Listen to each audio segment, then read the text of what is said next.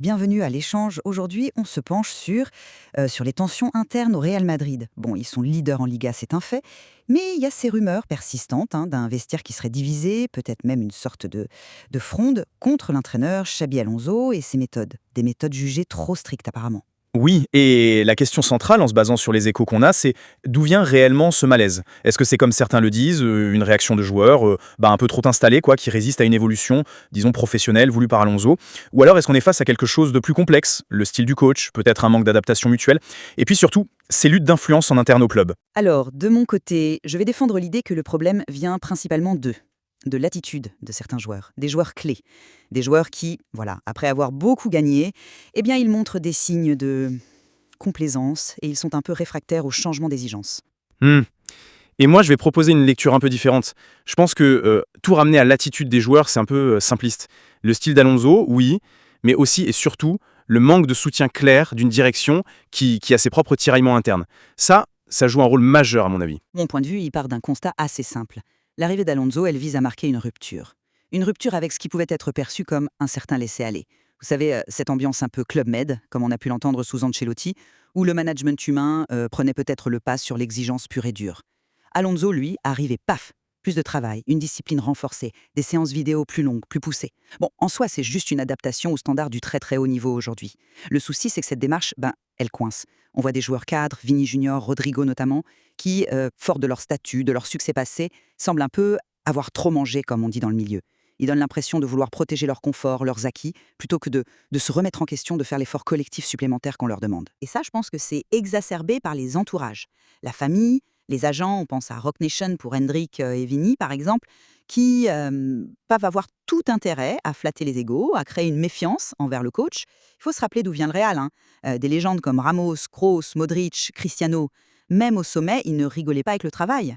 Alonso essaie de réinstaurer ça, et franchement, il mérite d'être soutenu face à ce qui ressemble plus à une défense de privilèges qu'à une critique sportive légitime. Je vois bien l'angle. Oui, l'accent mis sur la responsabilité des joueurs. C'est un élément, bien sûr, on ne peut pas le nier. Mais je crois qu'on ne peut pas faire l'impasse sur l'impact du style Alonso. L'intention, mettre plus de rigueur, d'accord, c'est une chose. Mais la méthode, la manière, c'en est une autre. Le contraste avec Ancelotti, il est brutal. Et forcément, ça crée des frictions. Ce qu'on entend, ce qui remonte, c'est un sentiment chez certains joueurs d'infantilisation. L'impression qu'on leur parle comme à des enfants. Ce contrôle plus important, qui irait même au-delà du terrain. On parle de la fin des vols privés pour entrer juste après les matchs. Des choses comme ça. Ça crispe, forcément. Il y a clairement une partie du vestiaire, et pas des joueurs de seconde zone, on cite Valverde, qui seraient pas convaincus. On a parlé de la gestion de Bellingham au début, qui n'était peut-être pas idéale, qui n'adhère pas complètement. Les séances vidéo à rallonge, c'est un point qui revient souvent. Un peu comme avec Emery au PSG à l'époque, si vous vous souvenez. Mais le vrai problème, pour moi le nerf de la guerre, c'est l'absence de soutien franc, massif, visible de la direction. Et là on touche à des dynamiques internes, compliquées. Quand un personnage comme Rouni Calafat, et ce n'est pas rien, Calafat c'est le chef du recrutement, l'homme derrière les Brésiliens, donc très proche d'eux, quand il semble jouer un peu sa propre musique en coulisses, ça pose question. Alonso, c'était pas son choix initial. Et la volonté d'Alonso d'avoir plus de contrôle sur les transferts, ça va à l'encontre des habitudes et de l'influence de Calafat. Alors si au sommet, que ce soit Pérez, qui est peut-être moins impliqué au jour le jour, on ne sait pas, ou José Ángel Sanchez, le DG, si eux ne donnent pas un cap hyper clair, un soutien sans faille à Alonso, ça crée un vide. Et dans ce vide, les mécontents parlent plus fort, les entourages s'engouffrent, les jeux de pouvoir prennent le dessus. C'est pas juste une rébellion de stars, c'est aussi le symptôme d'un dysfonctionnement plus haut. Vous mettez le doigt sur la structure, d'accord? C'est un point, mais revenons aux faits, aux comportements qu'on voit sur le terrain et autour. J'insiste vraiment sur cette idée de joueurs qui ont trop mangé. Prenez Vini Junior, sa frustration quand il sort au Classico alors que l'équipe mène. C'est flagrant, pur. C'est de l'ego pur, c'est pas une frustration tactique à ce moment-là. Prenez Rodrigo. Il se plaint de son positionnement, son entourage a fait fuiter des rumeurs de départ cet été, et parfois on sent une certaine nonchalance dans son jeu. Est-ce que ce n'est pas typiquement l'attitude de joueurs qui ont du mal avec la concurrence qui augmente, avec les nouvelles exigences, avec la rotation? Ce ne sont pas des désaccords techniques profonds et argumentés là, ce sont des réactions presque épidermiques face à la contrainte. Le Real a toujours su gérer les égos, même les plus énormes comme celui de Cristiano Ronaldo, quand il a fallu lui montrer que l'institution passait avant tout. Ce qu'on voit là, c'est une difficulté à accepter qu'il faut peut-être redoubler d'efforts, accepter les choix du coach, même quand on est une star comme Vinho Rodrigo. C'est une question de mentalité pro, tout simplement. Que ces attitudes posent question? Ah mais je suis tout à fait d'accord. Un joueur doit respecter les choix à l'institution, c'est la base. Mais isoler ses comportements du contexte managérial, ça me paraît réducteur. Comment Alonso gère ces situations, justement? La perception, qu'elle soit juste ou pas d'ailleurs, d'un contrôle excessif, d'un manque de dialogue, de souplesse, que ce soit sur les temps de repos, la communication perçue comme trop verticale, ou ces fameuses vidéos, eh bien ça nourrit la résistance. On ne peut pas juste balayer ça d'un revers de main. Un entraîneur, surtout au Real, et en succédant à un type comme Ancelotti, il doit aussi être fin politique, savoir doser, convaincre autant qu'imposer. Et quand on regarde la gestion de certains cas, Trent Alexander-Arnold par exemple, qui joue peu malgré son statut, ou même Bellingham qu'on a poussé à revenir vite et qui se retrouve remplaçant ensuite, on peut comprendre que ça sème un peu le doute chez certains sur la cohérence, sur la justesse du management au quotidien. Donc la responsabilité pour moi elle est partagée. Le coach doit tenir sa ligne, oui, mais il doit aussi obtenir l'adhésion.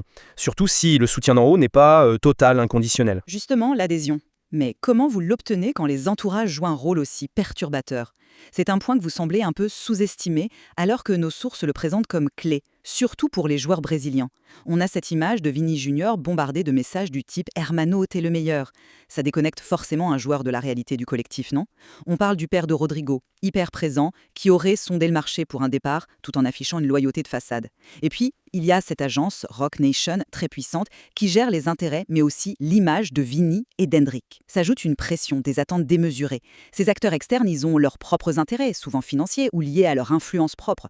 Ils peuvent très bien souffler sur les braises, flatter les égos à fond, monter un joueur contre son coach si ça sert leurs affaires. C'est un vrai poison, ça, qui s'infiltre et qui rend le boulot de n'importe quel entraîneur bien plus difficile. Non, je ne minimise pas du tout le rôle des entourages. Ce que je dis, c'est qu'ils ne sont pas la cause première. Ils sont plutôt un symptôme ou un accélérateur d'un problème plus structurel, plus haut. Pourquoi ces entourages ont-ils autant de poids là, maintenant, au Real? Peut-être parce que le pouvoir en interne semble fragmenté. Vous parlez des Brésiliens et de leur entourage, d'accord. Mais qui est leur principal contact, leur protecteur au sein même du club? C'est Rony Calafat. Sa proximité avec ces joueurs qu'il a dénichés et fait venir, c'est une force pour lui. Est-ce qu'il a vraiment intérêt à voir Alonso qui veut justement reprendre la main sur les transferts et donc potentiellement réduire son influence, réussir son partage? On peut se poser la question légitimement. Si le tandem Pérez-Sanchez affichait un soutien, mais béton, public, sans faille à Alonso, et en fixant des lignes rouges claires, y compris pour les agents, eh bien le poids de ses entourages serait sans doute différent. C'est ce flottement au sommet, ces possibles luttes d'influence entre, disons, la vieille garde et les nouveaux décideurs, ou entre différentes visions du projet, c'est ça qui crée l'espace où les intérêts particuliers, ceux des agents, des familles, peuvent prospérer et déstabiliser l'entraîneur. Les fuites dans la presse, la déstabilisation médiatique, ça vient souvent de ces zones d'ombre internes. Et les entourages, ils exploitent les failles du système, tout simplement. Vous parlez beaucoup de coulisses, de politique, d'accord, mais n'oublions pas la réalité du terrain. Les résultats.